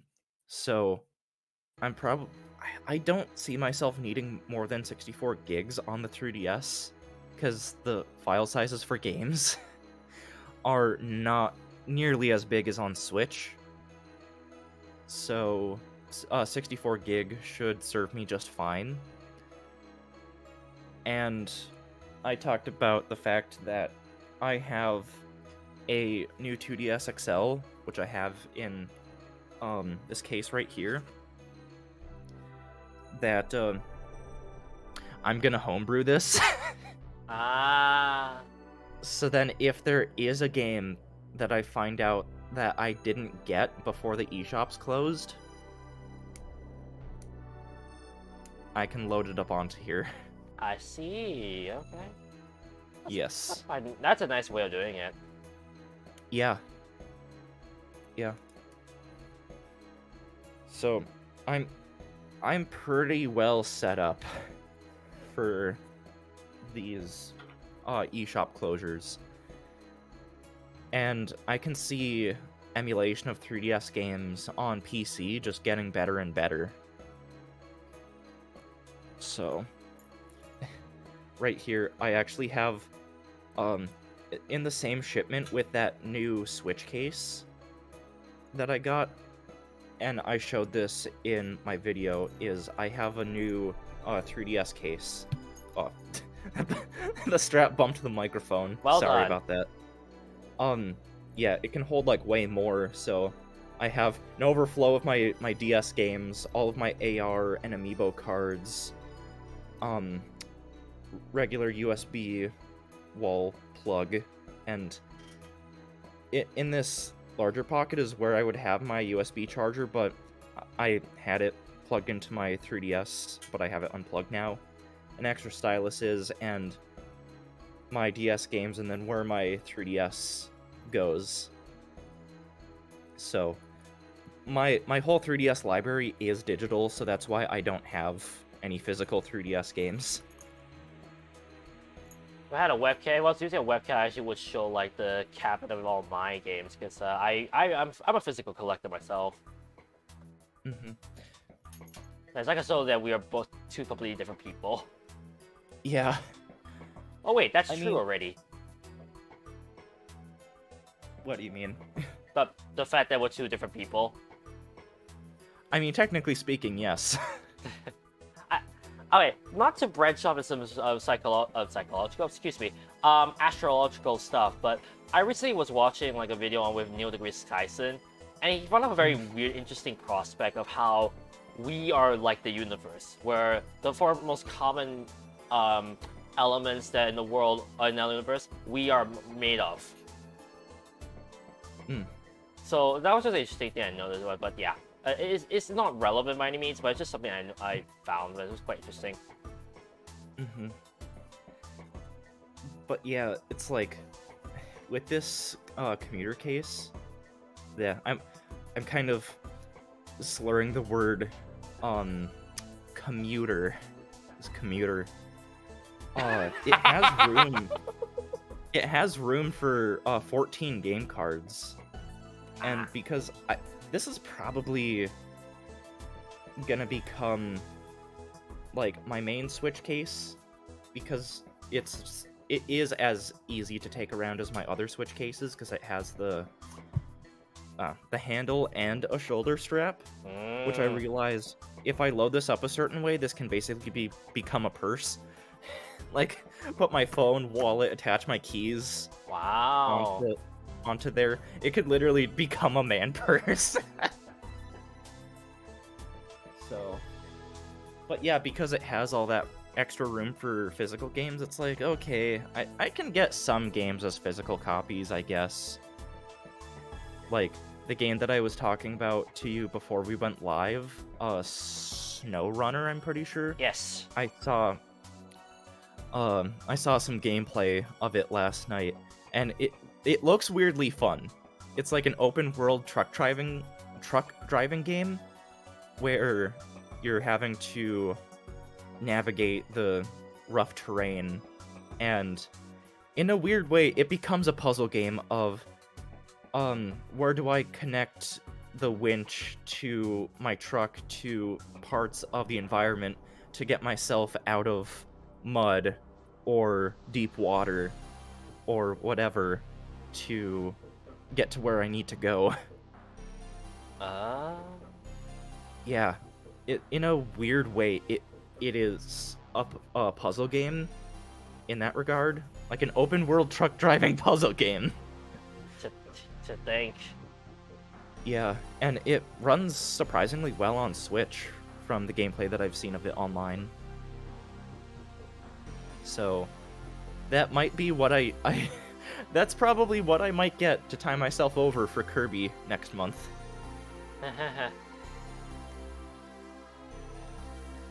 Alright, not to sound like a door, but was that your topic for today?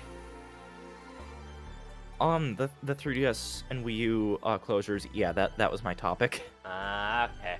I just had to confirm because honestly, it wasn't. I was a little bit like, wait, was it what they wanted to talk about?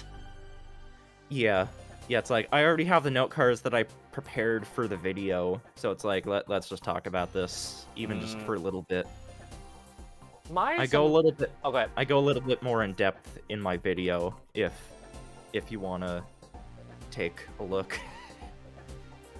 Well, there's another card on the board. Yep. Again, I can do that because technology, ladies and gentlemen. Yes. Yeah. Anyways, now it's my turn. This one honestly came out of the blue. I'll be honest, this one was a little bit last minute, but honestly, it was just something I noticed recently with all the because I've gone back a little more to mobile gaming. And that topic is, are daily challenges overused in mobile games? Now, the reason I asked that, just recently, honestly, I got a little bit bored playing MapleStory Mobile all the time, because honestly, even though it's like a game that I could easily concentrate on, it honestly felt like that I was just doing the same things all over and over again. So I thought, you know what, I might as well download some other games that I'm familiar with. For those who are wondering, 4Pix1 Wood, Infinity Loop, Bubble Cloud.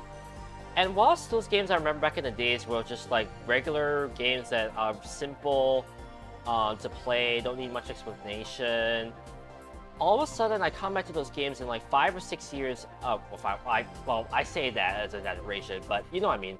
I come back to them after so long, and all of a sudden I'm just seeing like them also having the daily challenge treatment. Like 4Pix1 Word has a daily challenge that you can every like day. They can also go back to purchase if you use your coins, and then Infinity Loop has like those daily challenges where you have 60 seconds to finish up the board. Basically, either you put it together or put it apart. And I was just thinking to myself, man, that's a lot of like games I'm downloading that last time I never knew had daily challenges, and all of a sudden they have. But that just came out, then that just brought the my question to myself, like, is this concept of daily challenges being overused? Because it feels like almost every game that I'm playing has that idea, and whilst it's a good way to have replayability, which is what many games on the Switch usually have the strength on, does it overstay its welcome in due time? I guess it would depend on the person and depend on the games that person plays. Like, game that I should get back into playing at least a little bit is Pac-Man 99. That has... I think that has daily challenges. It does. Yeah. So, because it's a game that I personally enjoy, I'm totally fine with it because it's something to work towards, like, a little bit each day. But yeah, I guess the daily challenges are there for people that are actually, like, playing the game regularly. That's your dedication. Yeah, and I can see why people could find them daunting if they're not playing the game, or they don't have interest in the game. But if they don't have interest in the game, why would they even be playing it? So, I think they're fine.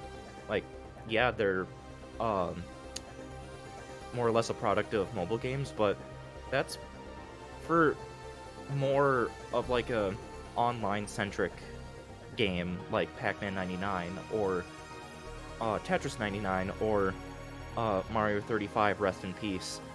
I think it will be almost a year since it was removed from the shelf. Yeah. Out of spite, I still have it on my Switch. Ah.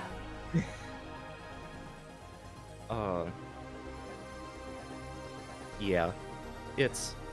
I think it's a...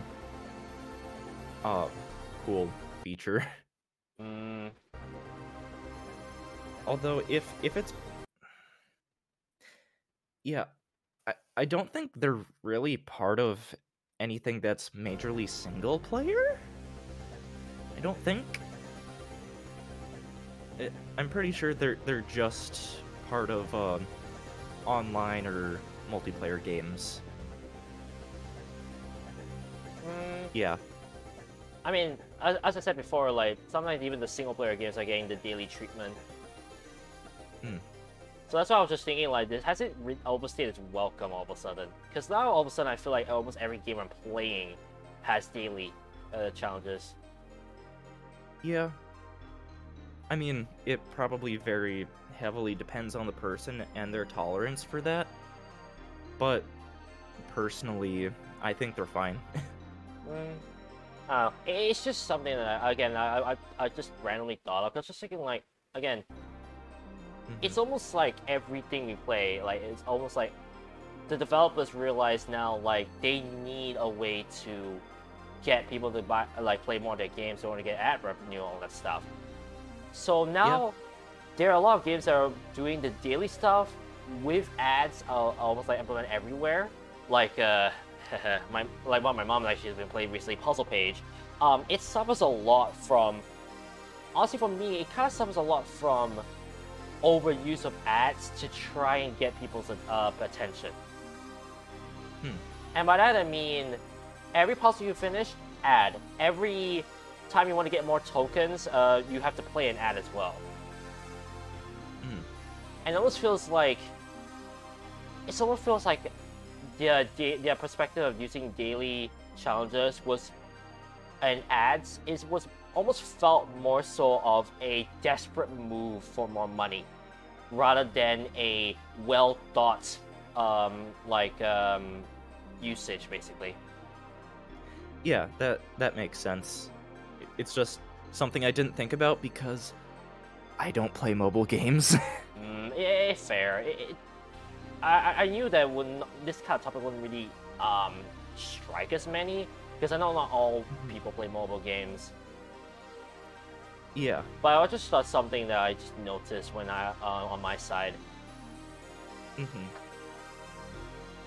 Yeah, I can see that. Yeah, I prefer, or would prefer, to just pay a couple bucks straight up to remove ads from a mobile game than to put up with ads if it's a game that I'm actually playing regularly. That's why the mobile games that I have played have basically all just been the Nintendo mobile games. Yeah. are either Super Mario Run that actually kind of flopped because no one wanted to pay $10 up front for a mobile game. Oh no, yeah, I will raise my hand to say I was one of those people that got pissed. Yeah. Like, I can see why people didn't like that. Speaking as someone that paid the $10.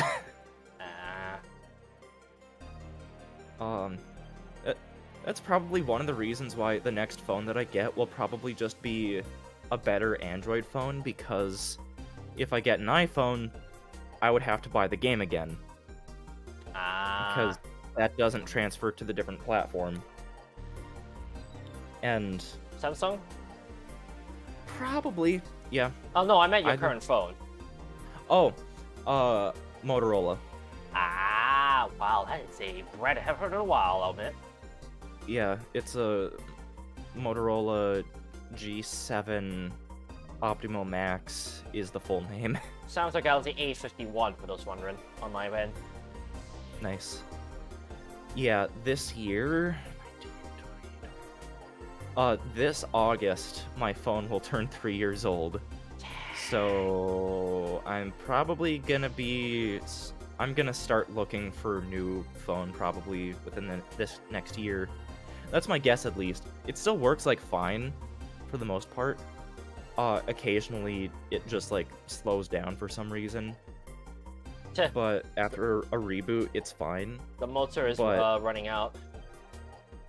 The what? The Motorola's running out. Yeah. Yeah. It's gonna suck if I get a phone that doesn't have a headphone jack, because I still have wired headphones. Like, these are the earbuds that I have. They're KZ in-ear monitors. They use 3.5mm. I have just casual pair of headphones, well, cheaper pair of Turtle Beaches that I have just for throwing around. These are wired. And I have a cable that makes these Audio Technicas a lot easier to use on a phone. So, whatever phone I get, if it doesn't have a headphone jack, I'm gonna be stubborn and get an adapter. I mean, I was joking around, like, pointing to my earphones, because I also wear wired still. Well, man, I'm still wear wired, and I'm still stand by it, because I don't see it's a lot better for me in terms of streaming. I don't know, like, I'm not sure how I will get headphones, though. Yeah. Really the only time that I actually prefer Bluetooth over wired is for exercise. So that's why I just have a very cheap pair of Bluetooth earbuds that I've had for several years, and they've worked fine. I have a specific pair of headphones for when I go jogging and stuff, so then I don't feel bad about getting sweat on any of my good pairs of headphones. So, yeah. It's like, Bluetooth has definitely been getting better and better, but given the option, I will go wired. And it's been especially funny seeing people for years complain that the Switch doesn't have built-in Bluetooth for headphones, and then we finally get that conversation. Yeah, but that functionality got added to the Switch, like, late last year. And, like, it's okay, as long as you aren't using any wireless controllers.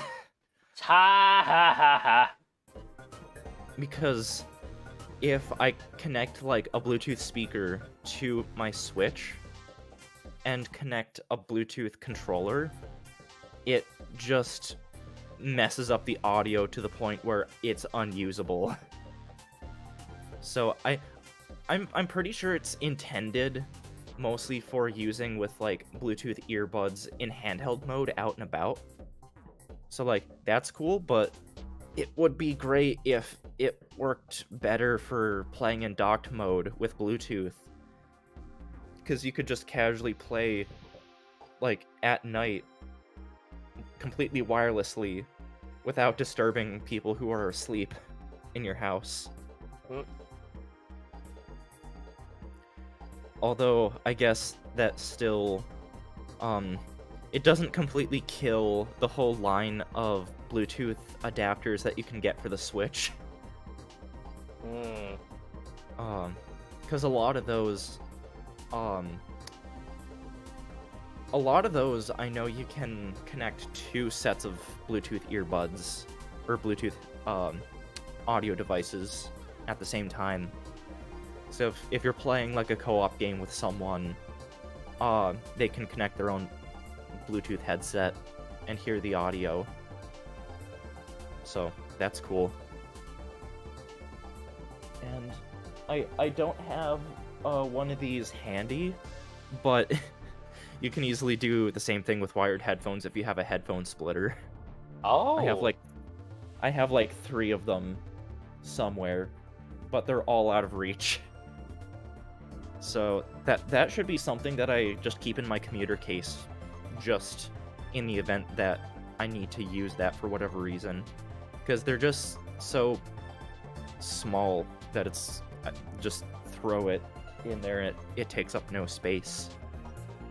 So that should be something I do.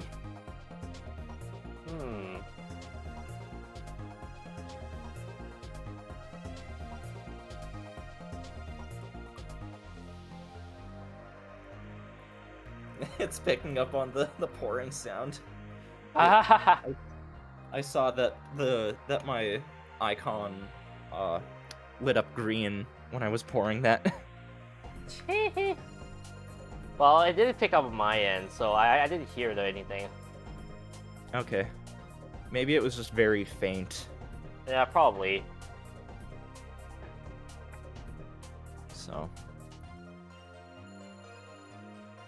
But yeah, again, it's just one thing I just noticed while I admit it was last minute, but definitely it was just an interesting thing I kind of noticed when I was doing. Because again, not often you see like anyone like say about how daily challenges like are like taking over like almost every mobile game. Yeah. I feel like maybe a very good example, maybe like a daily challenge is not really fitting in is like, ooh, actually, what?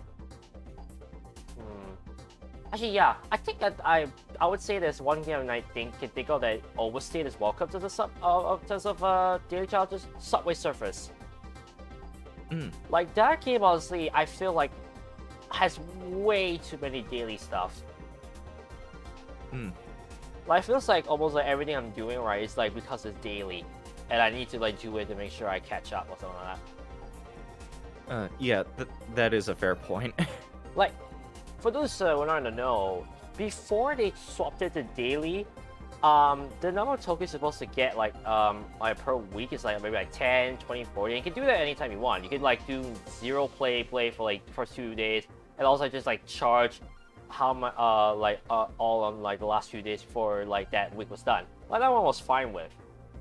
And whilst the new system is nice and it gives us a lot of cool stuff like money and all keys and something that you don't really usually get without needing to pay, I feel like the way they did it was kind of questionable at times when I just see how much they are asking me to do per day. That's fair, yeah. Like, it's a bit too much in my opinion.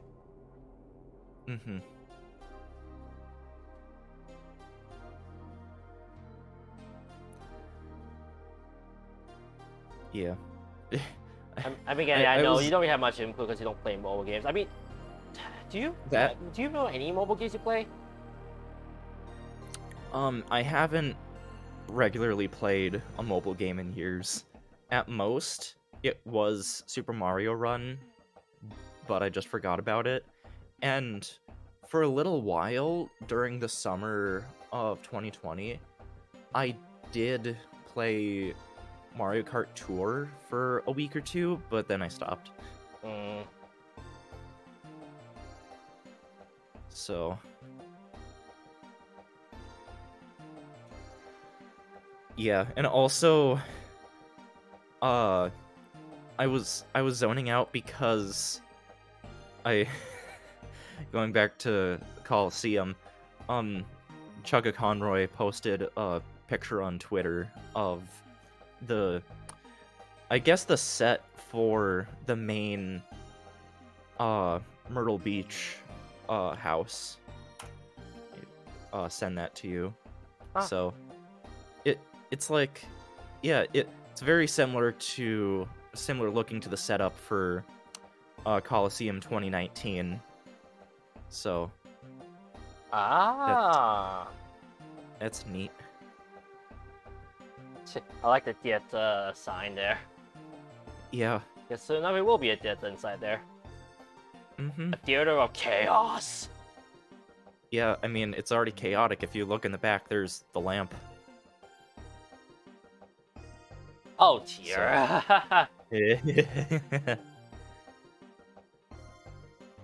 But anyways.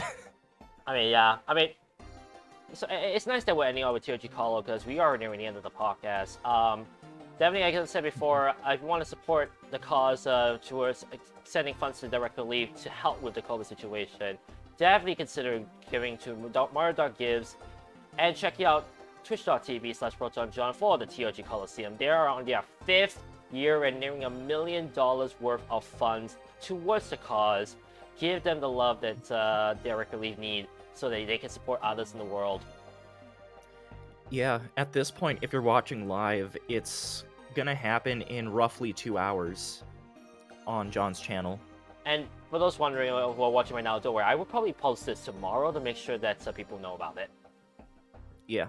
Because it'll be kind of awkward if I post this next Saturday. Yeah. Yeah. In that regard, it's kind of nice that they're starting on a Saturday and not a Friday.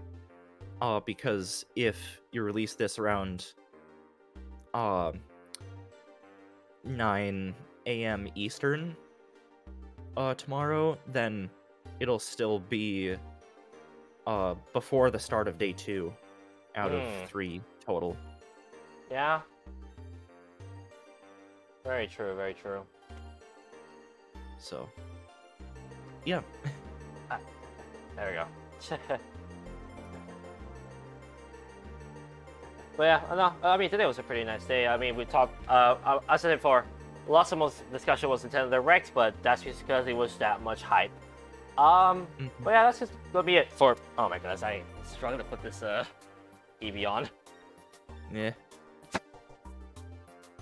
Much better. Anyways, that's gonna be it for now. Again, I'm back streaming at least, but for now, apologies again that I haven't been streaming as much, but it has been a rough ride trying to find the time, especially with not only YouTube stuff, but even my work stuff has been pretty hectic. In fact, at the time that this will be posted, the week that this will be posted, I have like a whole week that I'll be attending to one class. Not because my co-teacher is sick or anything, but because that I want to actually try to help out like the entire week at least, because especially with my co-teacher who was working a lot to help with the classes, I definitely need to step in at least once. But anyways, with that said, that's pretty much all I have to say for now. That's it for the podcast. Thank you guys so much for watching. If you want to watch another video, click right there. If you want to subscribe to me or Chad Sec, the link should be right there right now. And if you want to see the other podcast, the link should be on right now again, right there. Anyways, thank you guys so much for watching. But remember, the adrenaline rush is real. This is Liam121 signing out. I'll catch you guys on the next podcast. Peace. Bye.